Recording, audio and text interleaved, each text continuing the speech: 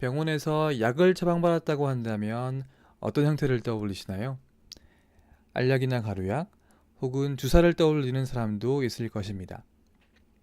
현대의학에서 약이라고 한다면 주로 알약 형태의 저분자 화합물이나 주사로 투약하는 단백질 바이오 신약을 의미합니다.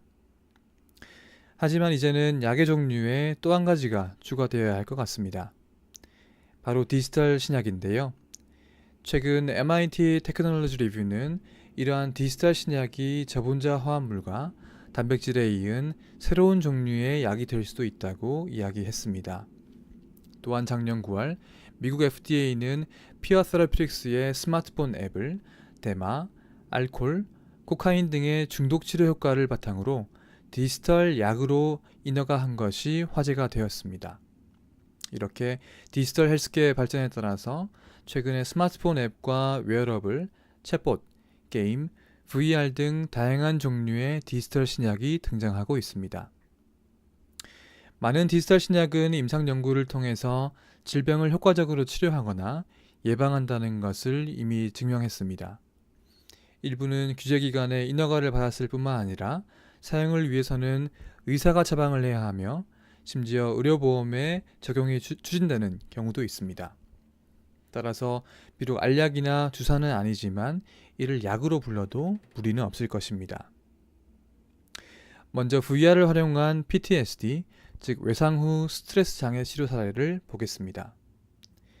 PTSD는 전쟁이나 테러 등 끔찍한 일을 겪은 후에 트라우마가 남아 일상생활에도 지장을 겪는 질병입니다.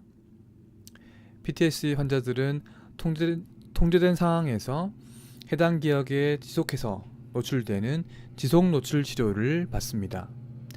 연구자들은 VR을 사용하여 지속 노출 치료를 하는 것이 군인들의 PTSD 치료에 효과적이라는 것을 증명했습니다.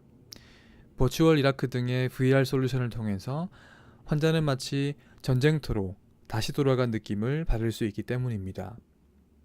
시가지나 검문소, 사막 등의 다양한 시나리오를 상담사들이 실시간으로 컨트롤하면서 환자들은 치료 효과를 얻습니다.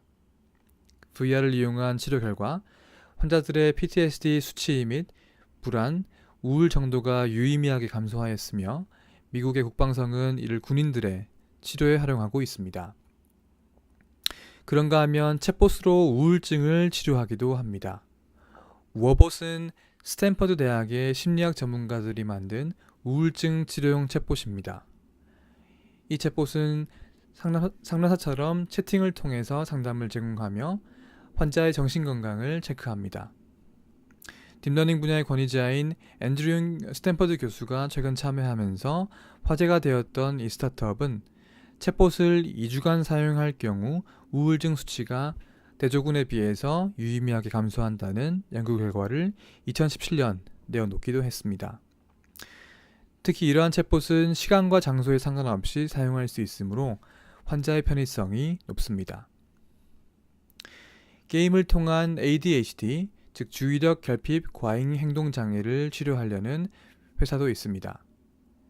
미국의 퓨어테크 헬스는 새로운 개념의 제약회사를 추구하는 회사입니다.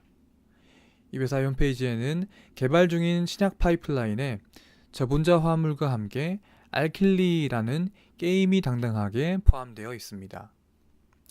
이 회사는 게임을 통해서 인지 능력을 향상시킬 수 있다는 연구를 2013년 네이처에 발표한 데 이어서 정교하게 디자인된 아이패드 게임을 통해 소아 환자의 ADHD를 완화시킬 수 있다는 많은 연구 결과를 내어놓았습니다.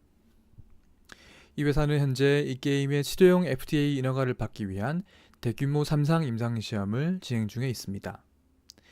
인허가를 받은 후 의사의 처방을 받아서 사용하며 의료보험에 적용도 받는 게임으로 만드는 것이 목표입니다. 또한 룸이나 오마다 헬스 등의 스마트폰 어플리케이션은 당뇨병 예방 효과를 인정받았습니다. 이러한 앱은 식단의 기록이 주 기능이지만 휴먼 코칭과 결합되어 체중 감량 효과가 있다는 것을 입증했습니다. 눔이 2016년도에 사이언티픽 레포트에 발표한 논문을 보면 6개월 이상 이 앱을 사용한 35,921명의 데이터를 바탕으로 77.9%의 사용자에게서 체중 감량 효과를 확인했습니다. 특히 23%의 사용자는 본인 체중의 10% 이상 감량했으며 이는 약물 치료 등 다른 비만 관리 기법과 비슷한 체중 감량 효과입니다. 이 앱은 미국의 질병통제센터로부터 체중 감량을 통한 당뇨병 예방 효과를 인정받아서 조만간 의료보험까지 적용받을 것으로 기대하고 있습니다.